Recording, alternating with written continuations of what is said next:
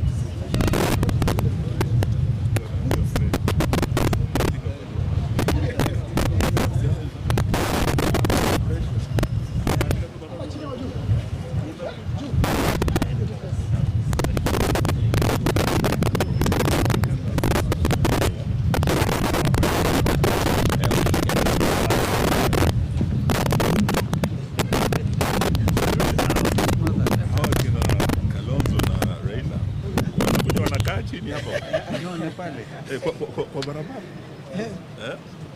Hiyo kitu ileta pressure. I didn't know Raila could fit into, the driver's seat.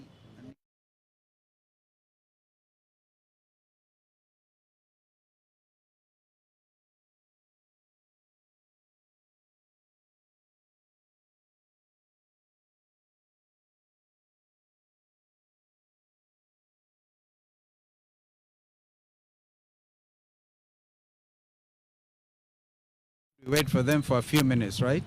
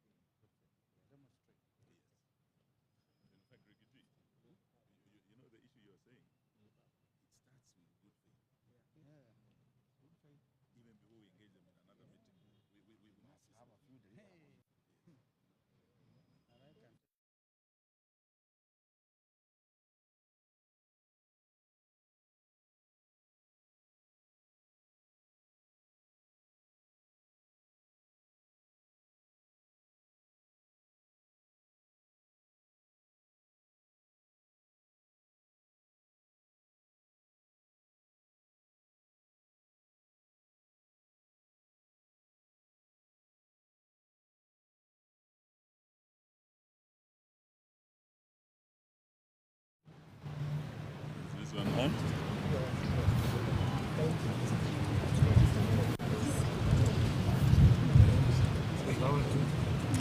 Ladies and gentlemen of the press, we have just paid a courtesy call on the Independent Electoral Commission as a united opposition. And we have raised a number of issues.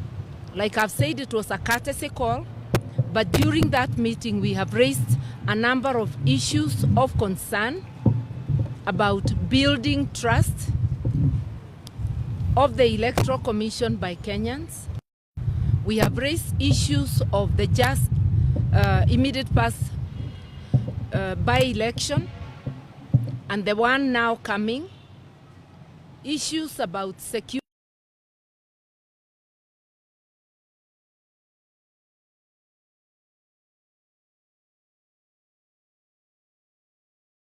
continuing with the engagement so that those we are raising can be attended.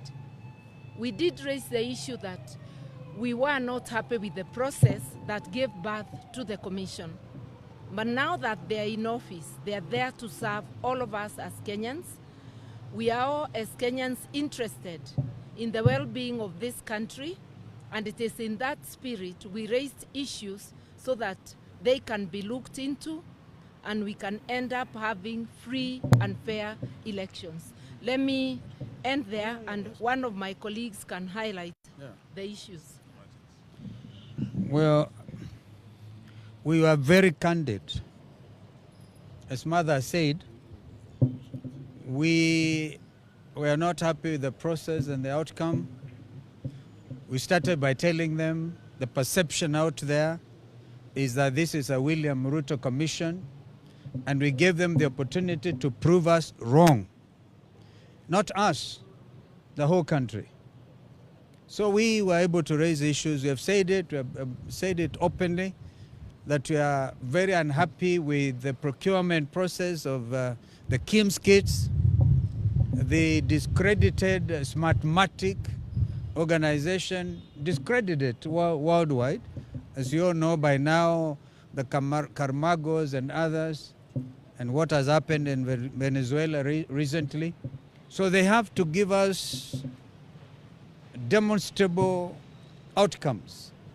So we've agreed we are going to work together and have some technical teams working together in a very transparent, open manner.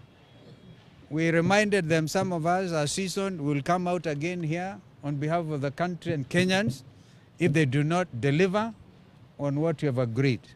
But we have decided to give them a chance, an opportunity. We clearly are very unhappy with the CEO. We made it clear to them. Let us see what they are going to do.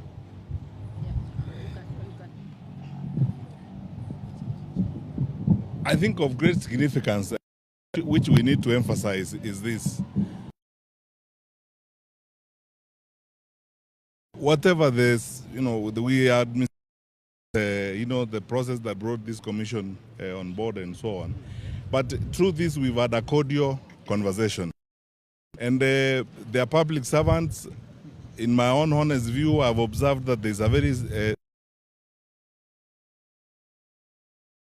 and for the first time, we have agreed today, there are several lawyers who are here, we have institutionalized our interaction with them.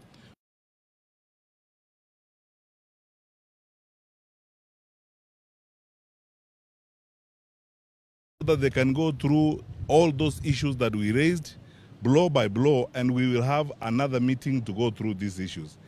As long as a public and constitutional institution like this one is ready, willing, and available to engage, and as Kenyan leaders, because we are interested in the stability of the country, we are interested in the future of the country, and they are willing to engage us as we go forward. One of us said something very critical, which I need to emphasize here, that as long as they demonstrate and continue to show good faith as we move forward, we will continue to work with them, because this is important for us, important for the country, ultimately important for the stability. There isn't an issue we did not raise.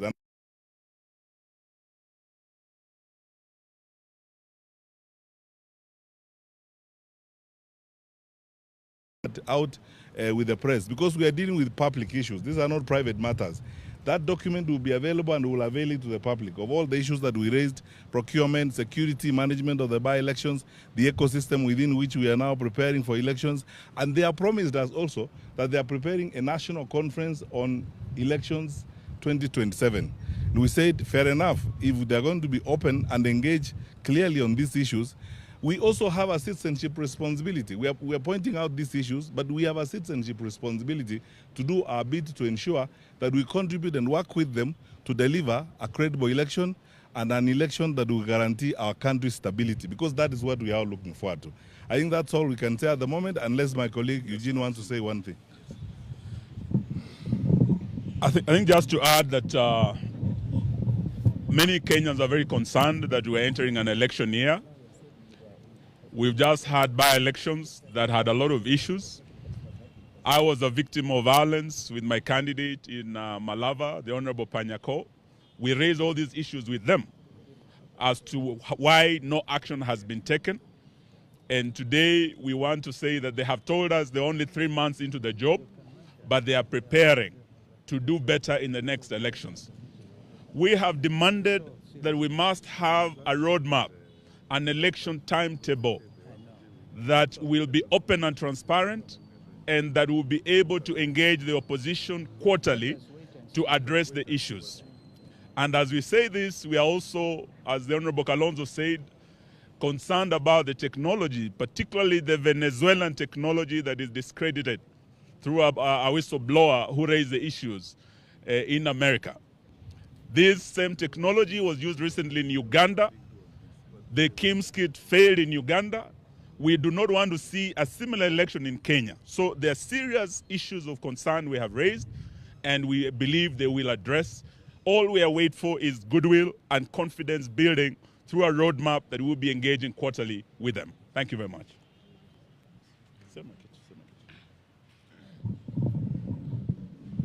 I think we have had a very good engagement and very solid promise that they'll engage with us and they'll look at the issues. And we have told them we'll continue engaging as long as there's good faith. And we have asked them in the coming by-elections to address the issues of goonism and insecurity that was witnessed in the last by-elections. This will enable us to confirm that they have good faith. They have agreed that there were issues where goons took over polling stations, where cabinet secretaries took over polling stations and not had results. We have raised all those issues.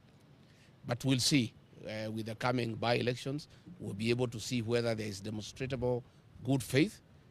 And if that happens, then we'll continue engaging.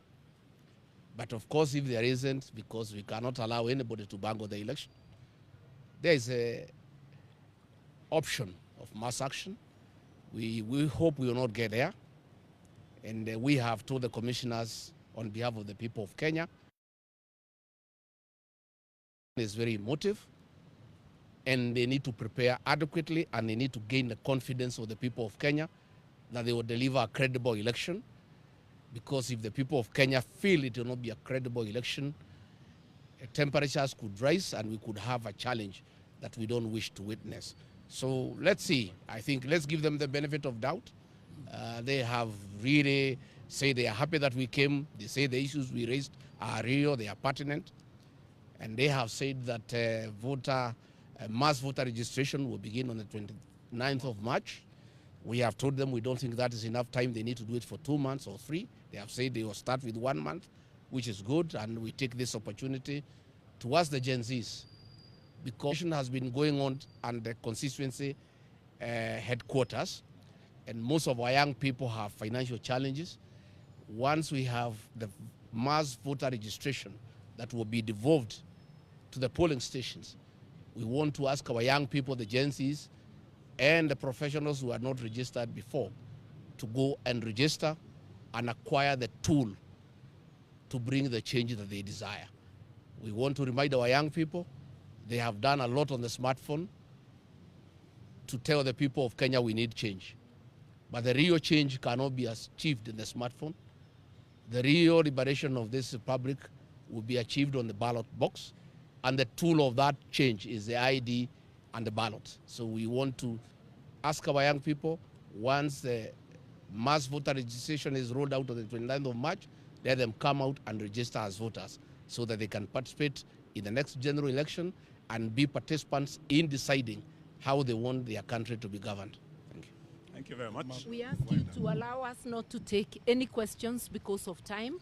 We will be with you. There are many other events we are going to talk to you. Thank you. Thank you.